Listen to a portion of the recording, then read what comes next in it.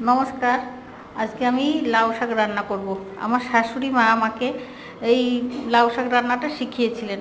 আর পোস্ত দিয়ে খাই, আমি মাঝে মধ্যেই করি, কিন্তু এই লাউ শাক আর মুগ ডাল দিয়ে রান্না ওনার কাছেই শেখা। উনি খুব ভালো রান্না করতেন, ওনার রান্নাটা দেখলেই খুব ভালো লাগতো।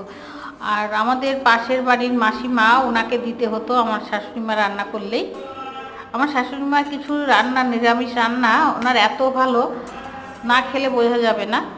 তা আমিও বাজারে পেলে আমিও কিনে নিয়ে আসি। কিন্তু আমি আমার শ্বশুরবাড়িতে লাউ শাক, কুমড়ো গাছ, অনেক কিছু গাছ আমাদের লাগাতে নেই। পুঁই শাক গাছ আমাদের কিনে খেতে হয়। আমি আজকে পেয়েছি বাজারে, মালদায় যেমন কিলো হিসেবে বিক্রি হয়, আমাদের কলকাতায় যেমন আটি হিসেবে পাওয়া যায়, এখানে সেটা না, এখানে কিলো হিসেবে আমি আজকে কিনে নিয়ে এসেছি। আমি আজকে নিয়ে এসে ডাল, আমার বাড়িতেও সকলেই খুব ভালোবাসে এই ডালটা হলে পরে, নিরামিষ দিনে খুব ভালো খায় সকলেই। আমার মেয়ে তো বিশেষ করে বেশি ভালোবাসে এটা।